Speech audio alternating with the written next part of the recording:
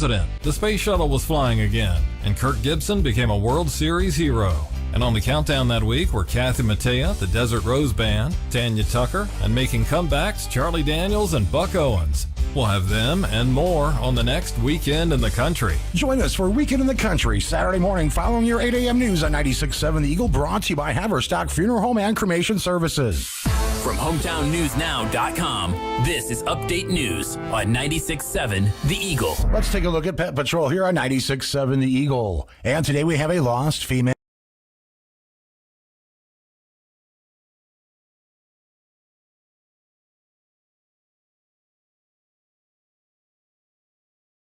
Seven The Eagle.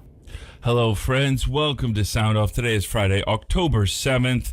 It's good to have you with us. It's, okay out. It's not too cold, not too warm.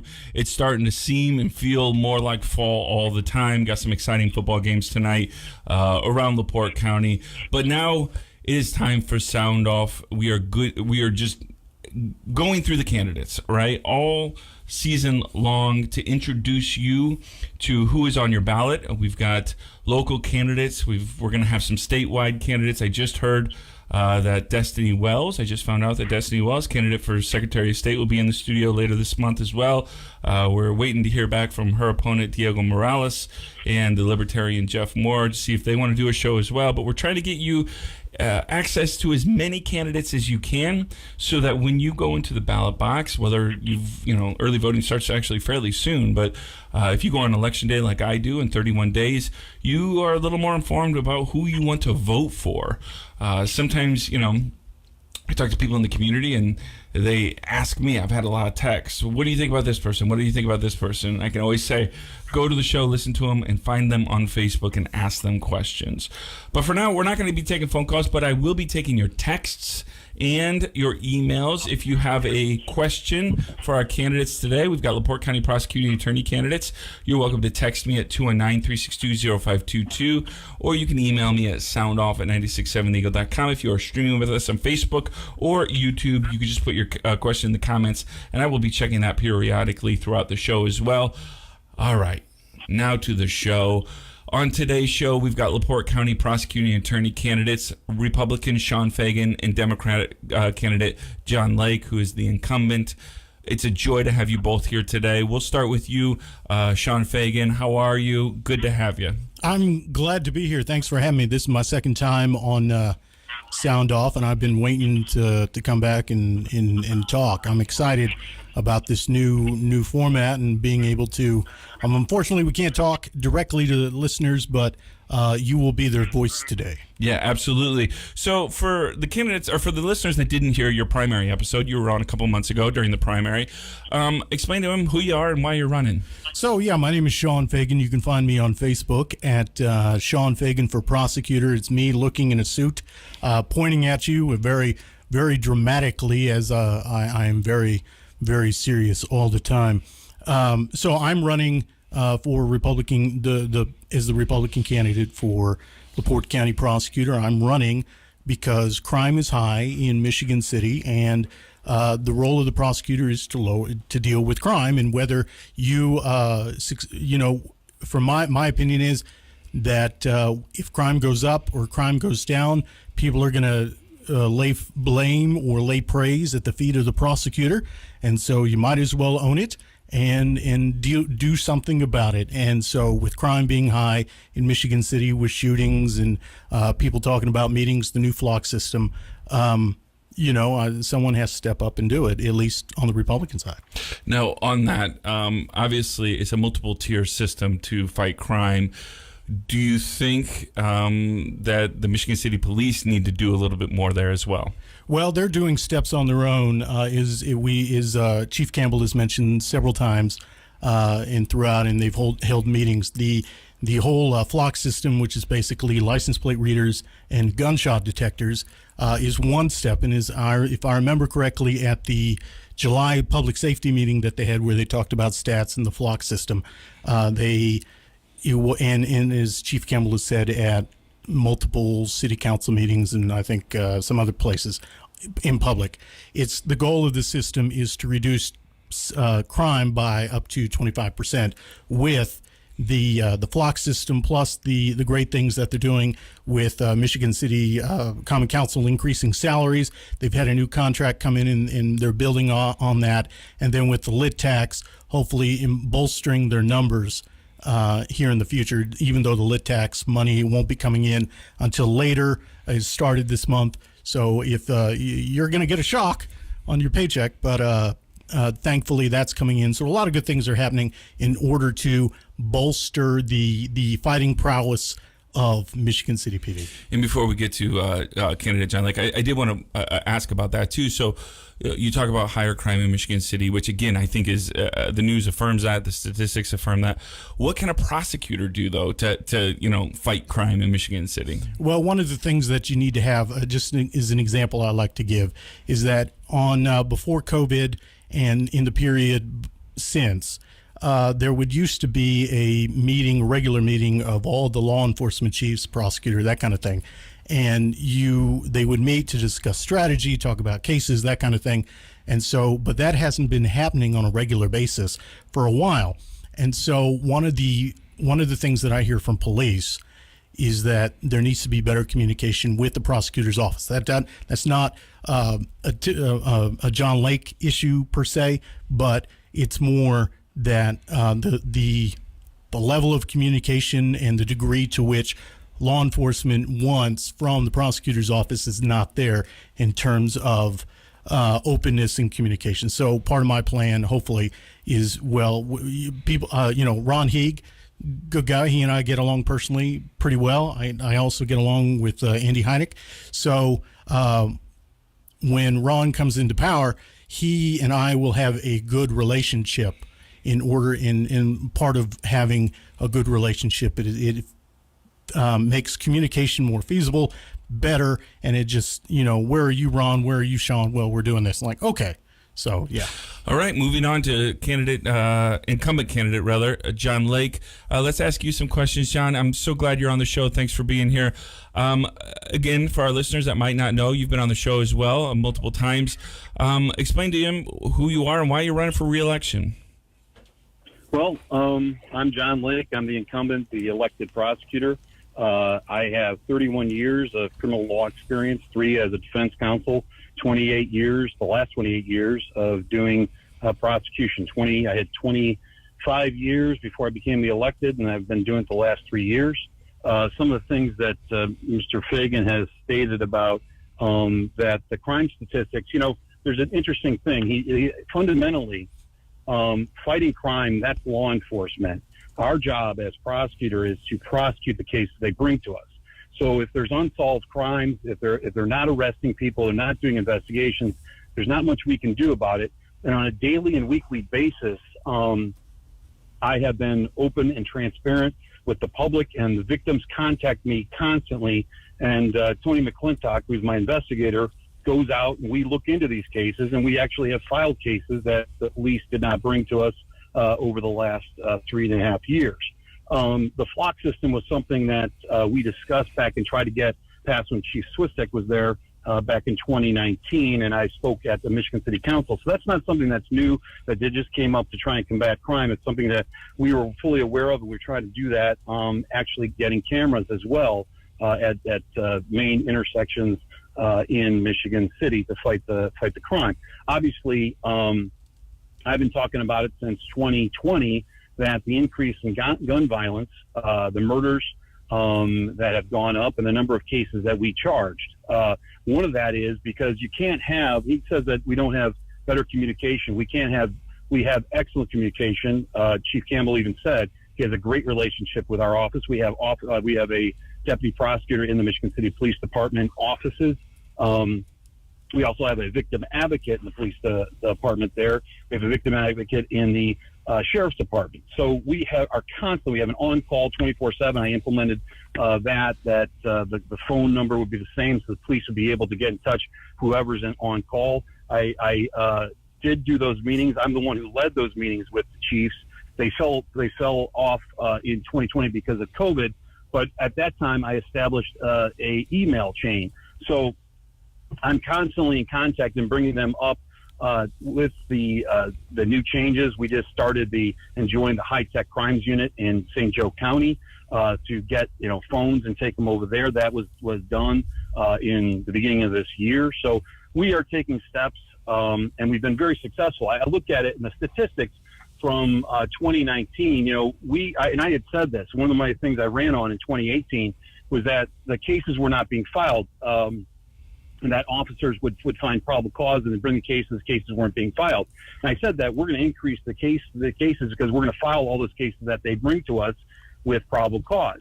So in 2019, our cases went up about 20%. We filed 3,543 cases. This year, this is just year to date. I ran these numbers from January 1st through October 3rd. This year, and he says crime is up and it's rampant. We're actually at 3,123 cases. We're down 420 cases. That's over a 12% decrease in the number of cases that have been brought to us by the police. So, one of the issues that we have in this, and we've seen it, is you've seen a bunch of experienced officers going to other Chesterton, St. Joe County. They're going to the Notre Dame Police Department because they're paying better and better wages. The number of officers at Michigan City Police Department is now down. I think they're down 30 officers off their capacity. So it's hard to fight crime, but that's law enforcement. They fight crime. We don't go out on the streets and we don't go and arrest people. That's not the prosecutor's job. So I look forward to answering any other questions you have. Thank you. Did you want to respond to that or no? Well, as I see it, he has his narrative. I have mine. That's how trials and elections work. And so it's up to the jury, a.k.a. the voters, to decide. So, I could rattle off stats and stuff, but it's really, and he can do the same because there's darn lies, and stats. So it's his perspective. I have mine, and we'll let the voters decide on November 8th. All right, we got some other topics I want to get to, but we got to take a commercial break. We've got the Laporte County Prosecuting Attorney candidates here on the show today. It's an honor to have you both here.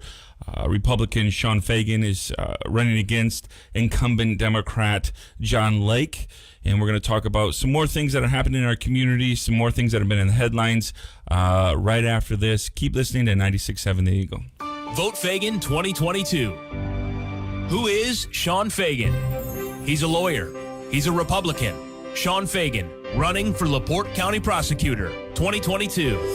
Sean Fagan knows that Laporte County is a great place to live, and he wants to keep it that way. Sean Fagan for Laporte County Prosecutor 2022. Be safe. Be strong. Let's work together. Vote Sean Fagan 2022. This message paid for by Fagan for Prosecutor. Inflation is hitting everyone hard, some more than others. But if you find yourself struggling with debt, wage garnishment, foreclosure, or lawsuits, attorney David Ambers and his staff are here to help relieve your stress. A fresh start is just a phone call away. Call the office of David Ambers, attorney at law, and schedule your free bankruptcy consultation today. 219-325-9917. David Ambers, attorney at law, 601 State Street, Suite B in Laporte. Call them today, 219-325-9917. Hi, friends. Chief Deputy Ron Heeg here, and your Republican candidate for Laporte County Sheriff. I'm a 25-year veteran of the Sheriff's Office, starting my career within the jail, working my way through the ranks to my current role of having the honor to serve as Sheriff Boyd's Chief Deputy. My campaign consists of 3 strategic goals: public safety, personnel investment, and community investment. I'm married to my wife, Heather, and we live in Kankakee Township with our daughters, Olivia and Allison.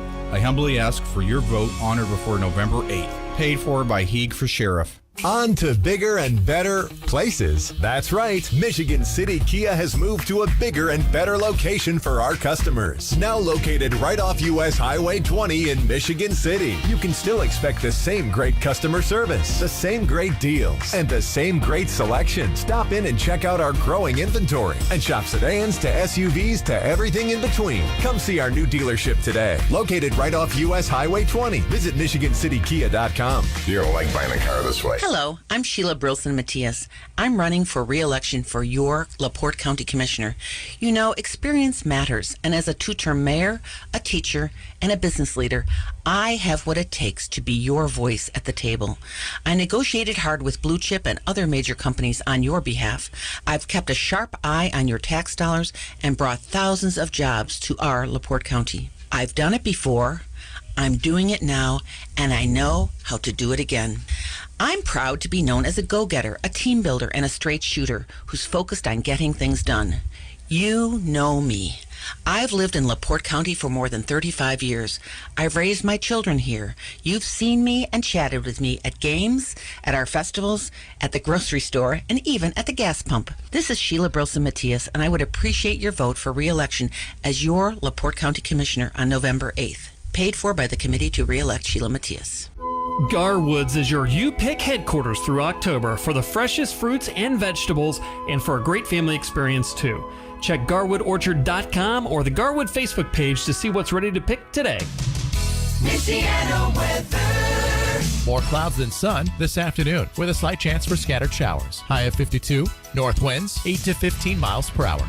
Slight chance for scattered showers tonight, 38. From the Weather Center at HometownNewsNow.com. Right now, 49. Thank you for tuning in to Sound Off. You can now text or email your questions directly to the studio. Call or text 362-0522 or email your questions to soundoff@967theeagle.com. This is Sound Off. Welcome back, friends. Good to have you on the show. We've got prosecuting attorney candidates, Democratic incumbent John Lake and Republican challenger Sean Fagan on the show. If you've got a question, the Liquor Vault on-air line is 219-362-0522. You're welcome to text me. Don't call. You can call. Nobody's going to answer. We're just taking texts and emails. So we give these prosecuting attorneys, both lawyers, the time that they need to talk because they're lawyers, right? They need that time. So we're going to get into some more questions that we've received from you.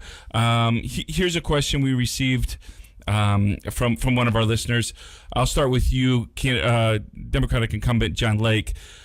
Several weeks ago, the sheriff listed 4 people with warrants for their arrest for non-payment of court-ordered child support. What are your thoughts on listing all of them once a month?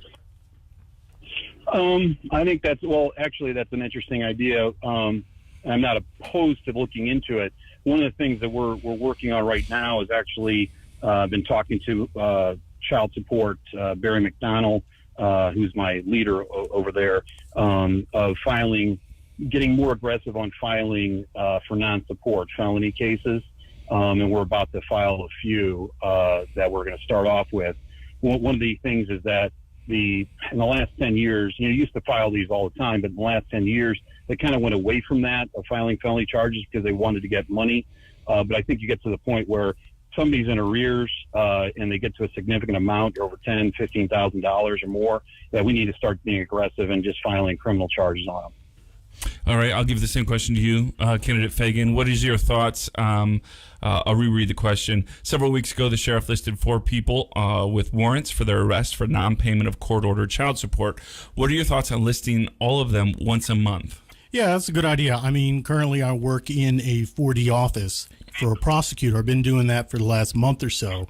I left DCS at the end of August, started with prosecutor's office far away and doing child support basically. So, Mr.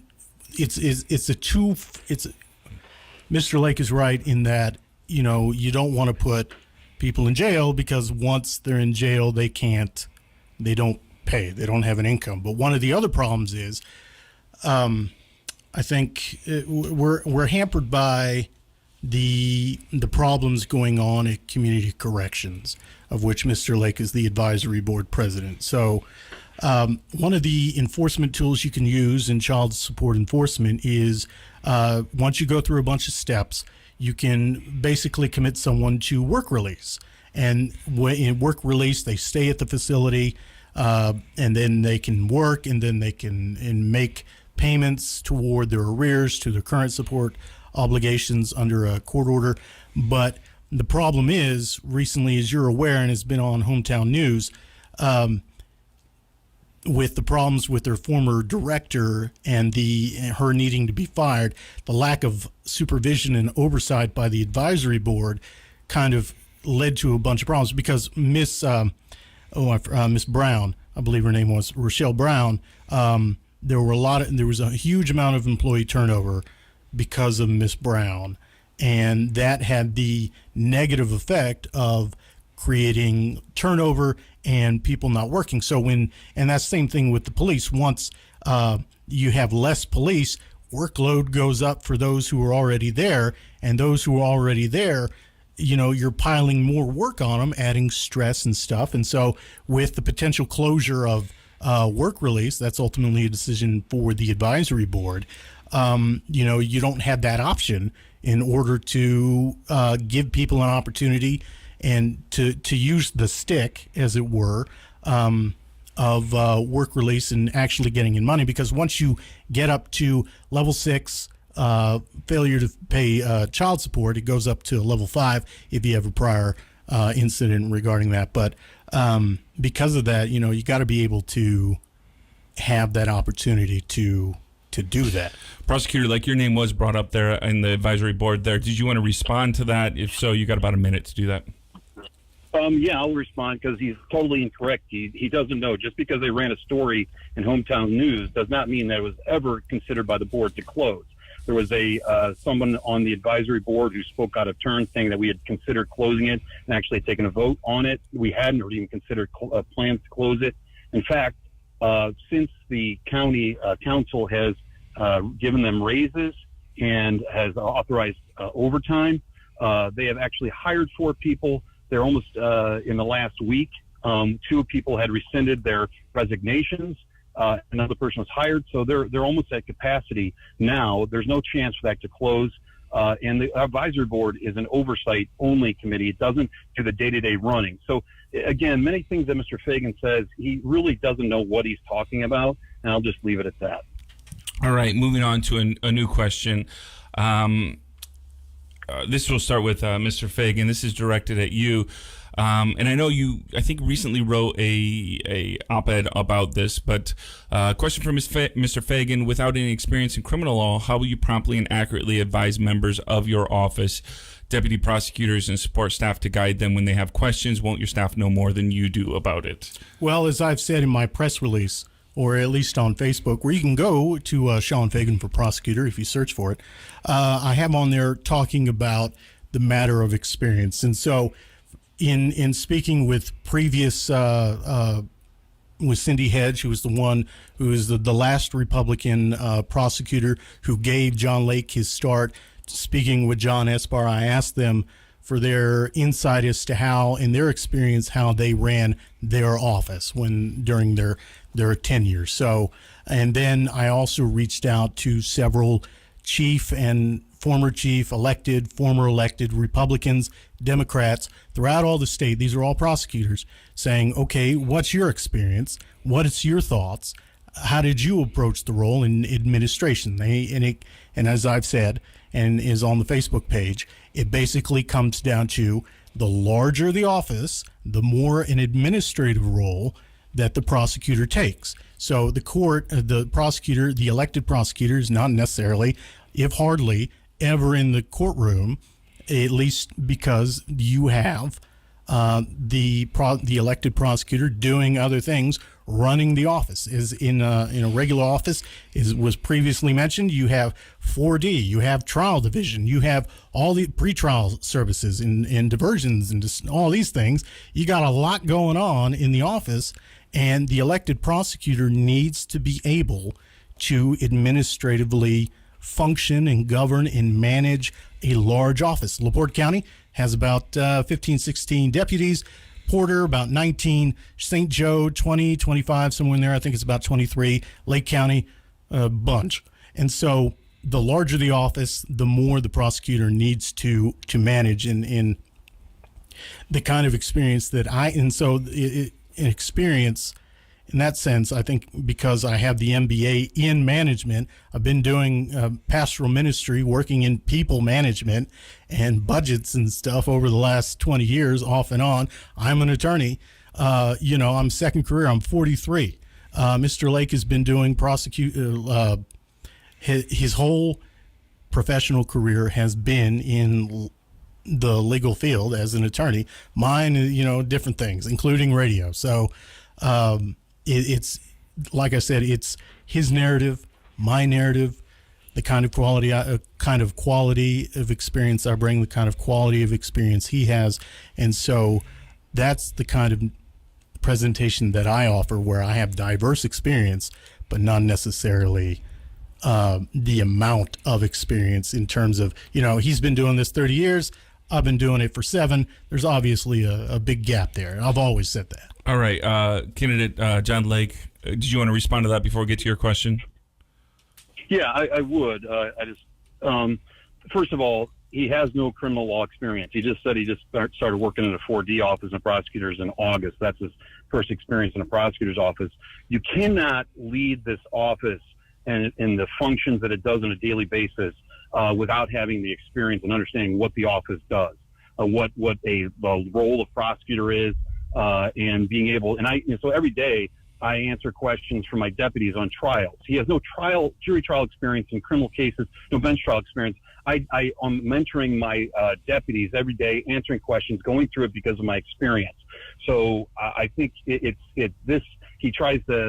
more of a politician than a prosecutor, and he's a very good politician from what I take it. So that's my response to that.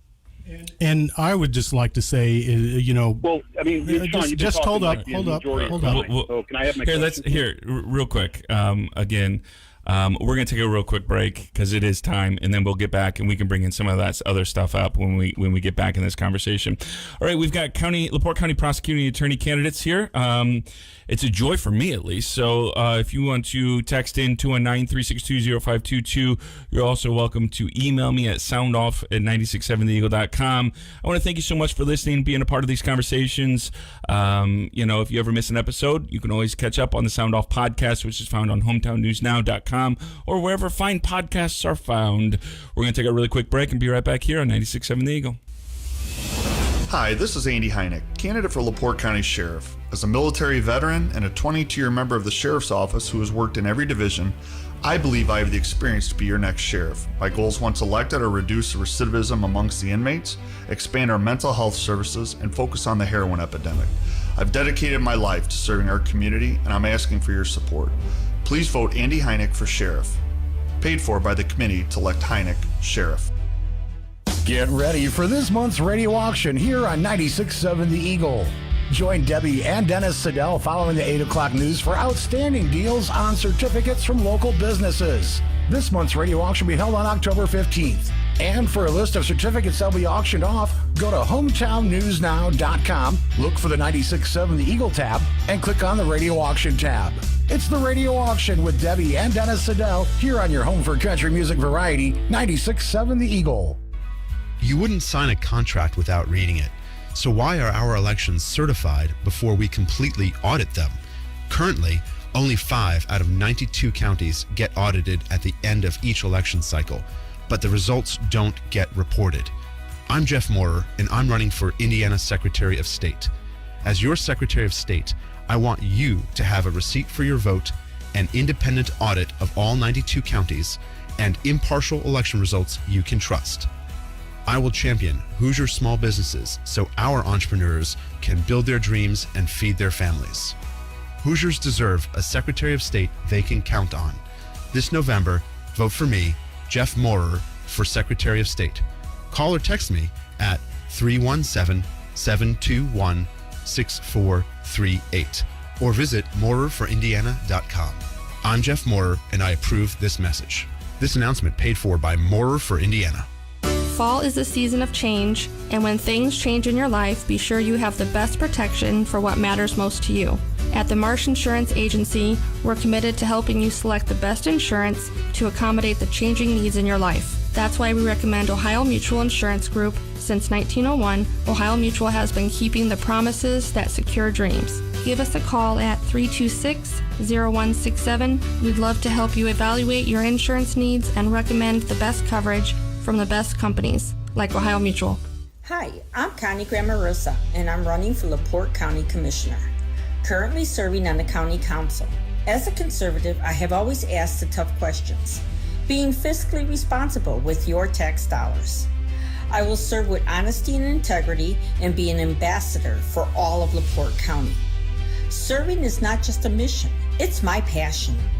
I ask for your vote on or before November 8th. I'm Connie Grammarosa, and I approve this message.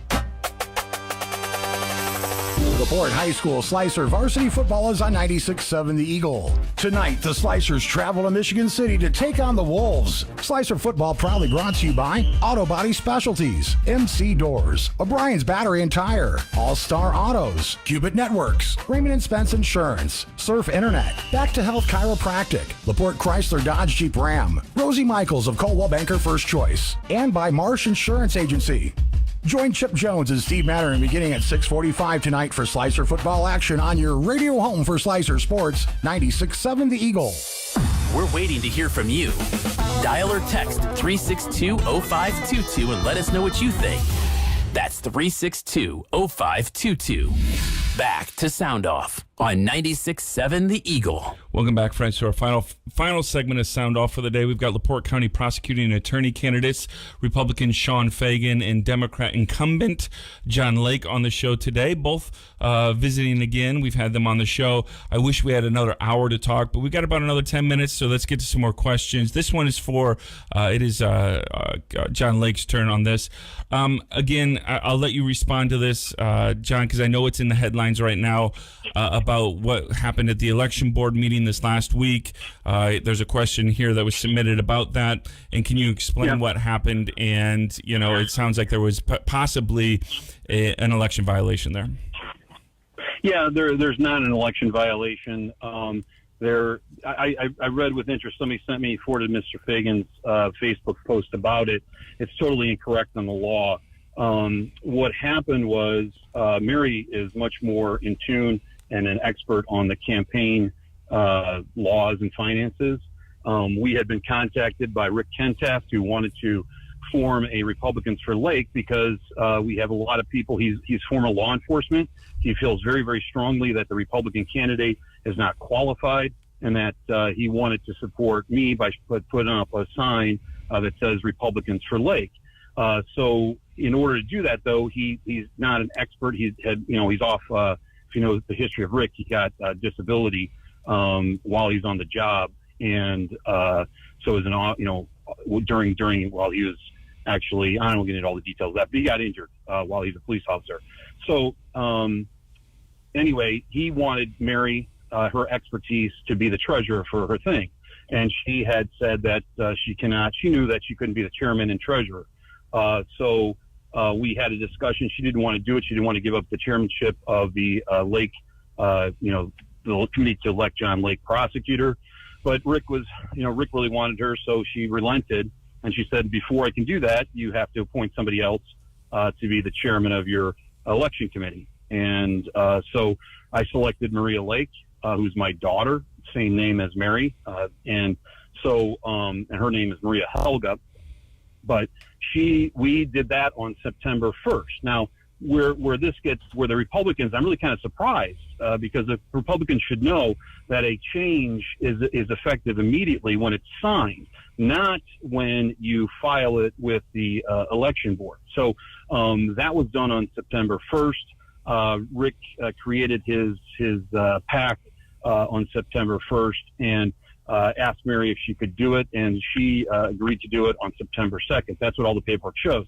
Where the thing came in is that right at this time, Mr. Fagan says, I have experience and he's never going to do any trial work or doesn't need to. This is where I was handling. I had one person out on maternity leave. I had another person out for 6 weeks in major felony court, Adley Price, that I was covering for him. And then Mark Rule is moving over to St. Joe County. So I was picking up a speedy murder trial right on September 1st, September 2nd. So I put that form down on my desk in my office at home and forgot about it until Chuck Watterson from the board said, hey, there's a complaint that was filed. And I didn't know what he was talking about in that until I talked to Mary, and she said, did you file that form? And so I had texted a picture of the form when I went home that night. Just another 15 seconds or so, John. Go ahead. All right. Well, Mr. Fagan was talking forever, so I wanted to explain this. Anyway, there's no violations of the law. He's absolutely incorrect that the filing. In fact, I just confirmed that with the election commission because I'm down here for a training and I'm at the government center. So, thank you. Anyway, thanks so much for clarifying that. So, I would disagree with that understanding. The form itself says on the back, it has to be done within 10 days, and as Mr. Lake knows, so it's you have to file it within 10 days because for initially when you do a CFA-1, which is a statement of organization, you have 10 days to file. It's not official until it is filed.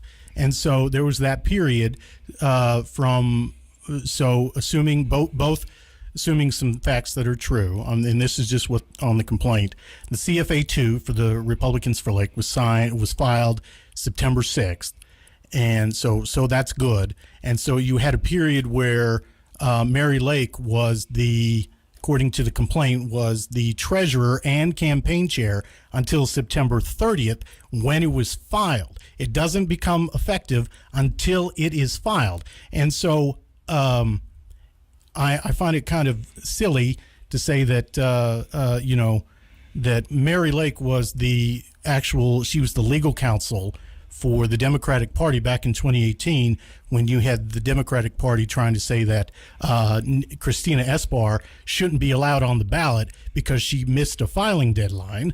And so now you would think that, we could have done this right away. We could have filed it electronically. We had until September 11th, September 12th to do this. And so you had a 3-week period All where, right. Yeah. I want to give John Lake a chance to respond to that again because you brought him up in there. John, do you want to clarify some of that? Yeah, he's absolutely wrong. What you have to do is you're supposed to file it within 10 days of the change.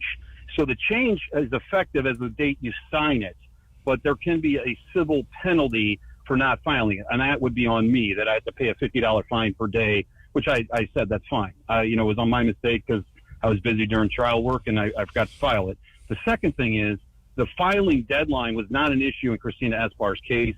It was the fact that the caucus, they didn't do it correctly. They didn't do the right form. And in fact, Mary caused the state legislature and the election board to change the law on what a caucus is. So I think we know a little bit better about the law than Mr. Fagan does on this issue. All right, thank you so much. This question is for Sean Fagan. We've got the Laporte County prosecuting attorney candidates, Republican Sean Fagan and Democrat incumbent John Lake on the show. Mr. Fagan, did you post on your campaign Facebook page or your personal page that if you are elected prosecutor, Rodney McCormick should be scared of and you're going to burn Mr. McCormick to the ground? How can people expect you to be fair if these threats have been made against people in the community? Well, it's not about, I did post something where I had felt threatened by Mr. McCormick, given his past actions against Ron Meir, his threats of assault against in battery against Ron Miller of WeFM, and in one incident in which is documented, Mr. Lake knows about this because it's in a civil lawsuit against John Lake, wherein John Lake is being sued for wrongful termination. So a lot of these documents are attached as exhibits where Mr. McCormick was,